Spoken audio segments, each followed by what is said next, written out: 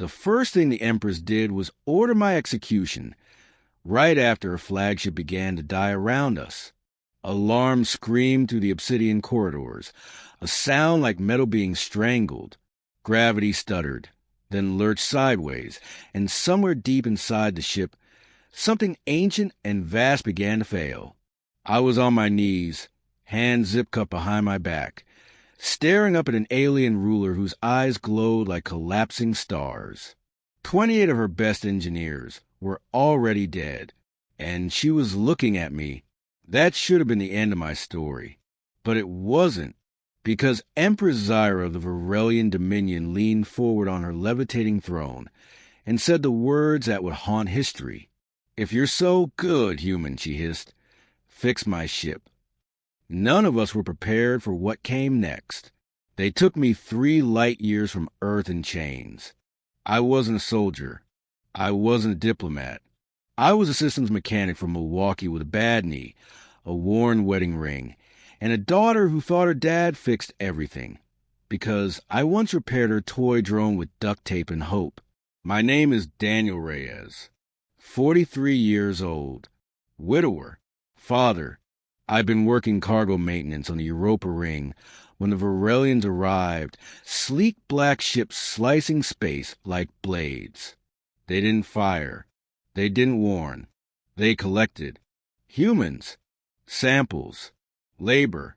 Curiosities.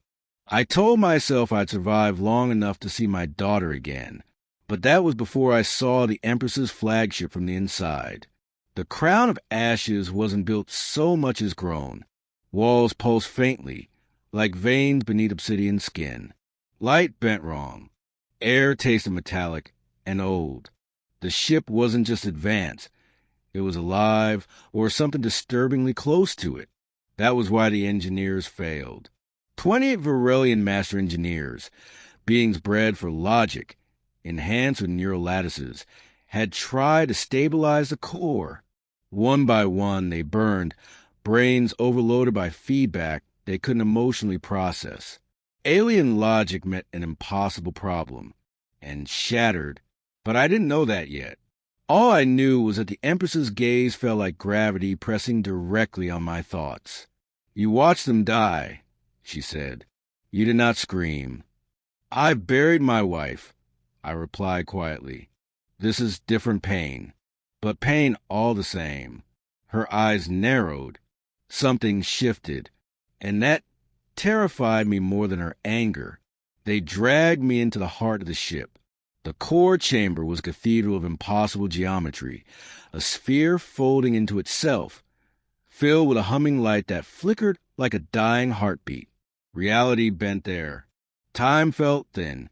My hands were freed. "Explain," Zyra commanded. "Why should I not kill you now?" I swallowed. My mouth was dry. "Because you don't need another engineer. You need someone who knows how to listen to broken things." The chamber went silent. That was when I felt it. The ship was afraid. What I saw next changed everything. The crown of ashes wasn't malfunctioning. It was grieving. I didn't have words for it at first. Only sensations. The core's fluctuations weren't random. They were cyclical, erratic in a way I'd seen before. Once, years ago, when my daughter's heart monitor spiked in the hospital after her mother died. Grief doesn't follow logic.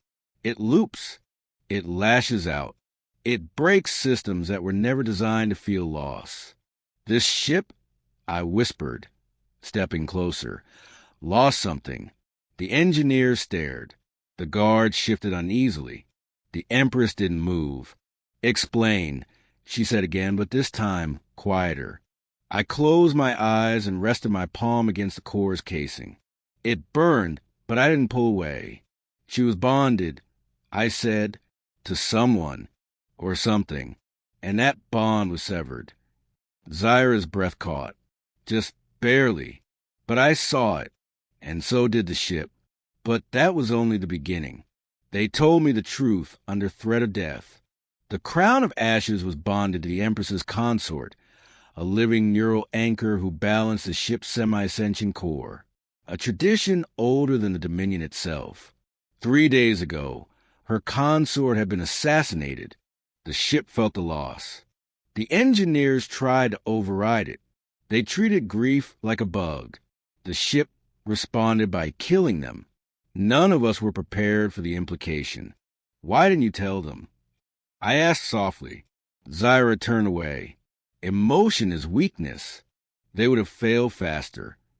I thought of my daughter, crying silently into my jacket the night we lost her mother. No, I said, they failed because you lied.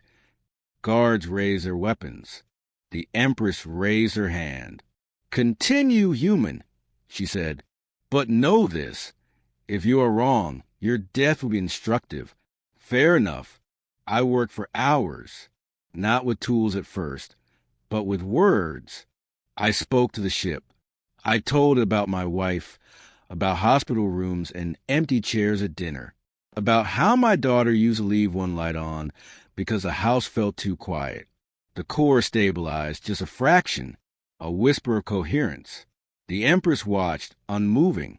Every few minutes, another micro-hook tug at my fear.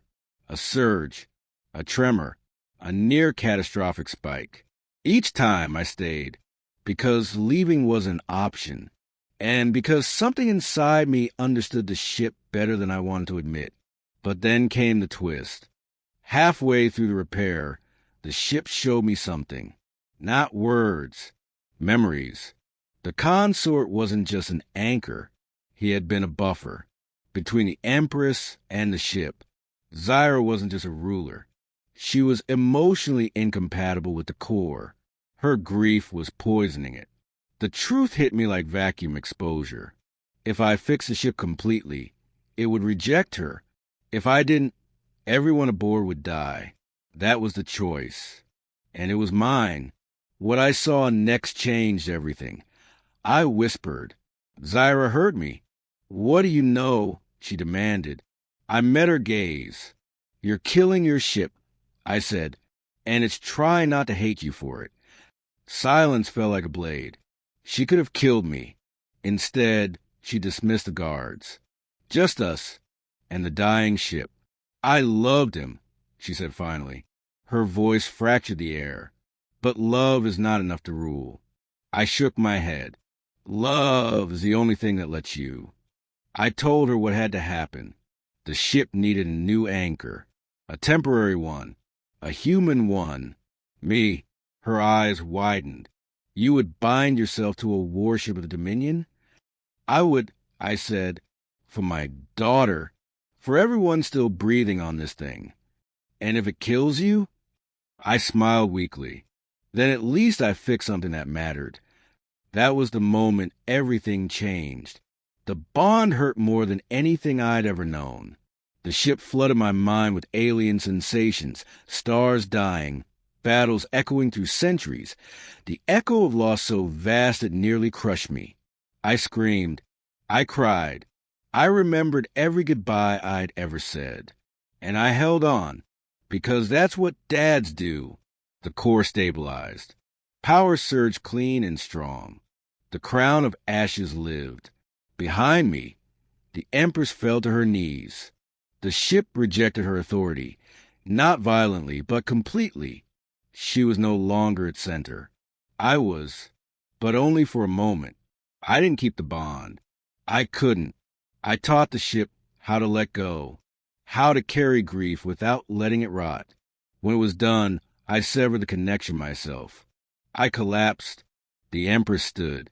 She didn't order my execution. She bowed. To Daniel Reyes of Earth, she said, voice carrying through the ship, who taught an empire what strength truly is. They returned me to human space with honors and silence. No one believed my story, except my daughter. Years later, when the stars look wrong, I still feel the echo of that ship, still feel its gratitude. And sometimes when my daughter asks why I always listen before I fix things, I tell her the truth, because even the strongest machines can break. And sometimes all they need is someone who understands how loss feels.